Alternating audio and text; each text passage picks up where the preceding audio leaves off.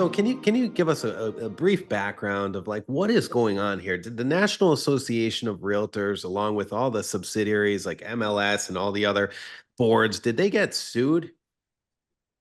Yes, they did get sued. Big money, right?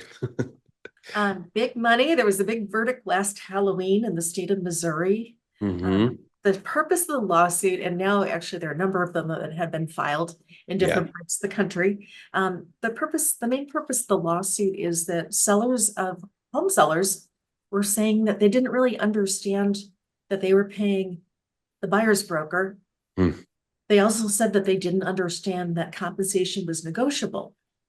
So some of them were saying like, hey, I was just given this listing contract with all the numbers filled in. Didn't yeah, know it was negotiable. Now, I haven't seen that in Rhode Island. yeah, In our contracts, we've always broken that out. But yeah, there's certainly some confusion out there. Well, I think that some of these sellers, I think at least in some of the lawsuits, I think they did have, sounds like they had a legitimate claim that if you're sure. given a contract, you should be shown a contract that has those blanks in it, just like you said, and then have someone walk them through, like, this is what we charge. This is why Hmm. we're worth it. This is what we'll do to help you, as Agreed. opposed to having all those numbers already filled in before you've even discussed anything. That's probably a positive that's going to come out of this, that of all this litigation that's been going on, is that hopefully it'll be much clearer for consumers across the country. Here's the thing. Some sellers, whether you agree or not, certainly a jury agreed with them, a judge agreed with them, and they just said, like, look, if you have something with all the numbers filled in, it looks like you have to pay that. It Yeah. looks like you don't have any choice. So if you at least are walking them through, like, hey, here's what to expect if we work together, then you send them the contract after that. But I do agree, in the long run, I think this will make realtors more professional, because even though we're going through a little bit of a learning curve for everybody, for lenders, closing attorneys, Yeah. buyers, sellers under this new system, I think in the long run, having people work with contracts on both sides of a transaction, buyers and sellers. And so you're spelling out exactly what services are you getting. You're Yeah. taking more time to find a trusted counselor who can help you find a home, negotiate a home, etc. Can we kind of talk about like maybe what some of those changes could look like if you're a seller? If you're a seller, what does that look like? Are you now not offering buyer compensation? Do you have to not offer, or can you offer? Can we kind of dig in there?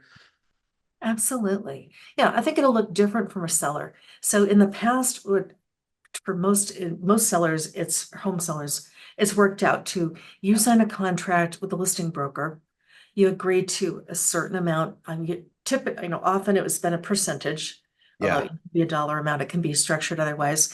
And then part of that is going to a buyer or to a cooperating broker who's the one who brings in the buyer.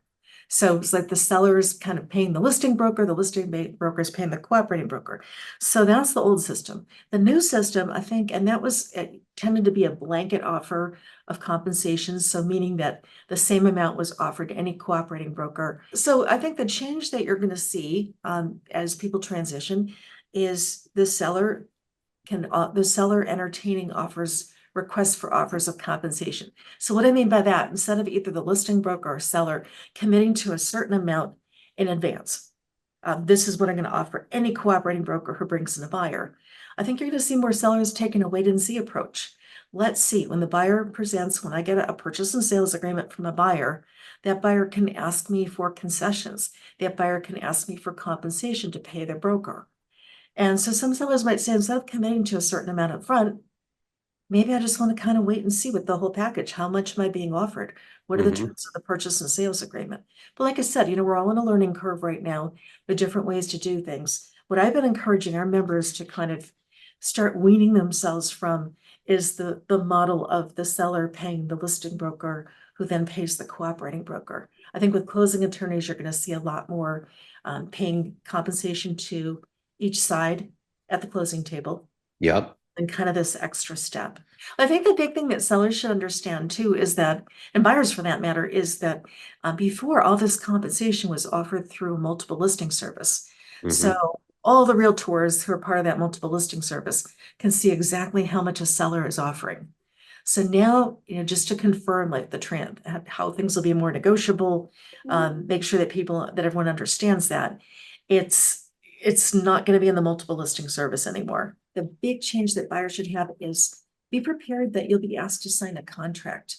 So just make sure that you're picking someone who really meets your needs. View your realtor as a partner of yours in this whole negotiation process, and not just kind of popping into listings here and there, but Yep. have a trusted advisor by your side, whether you're a buyer or a seller. There are a lot of great, talented realtors out there.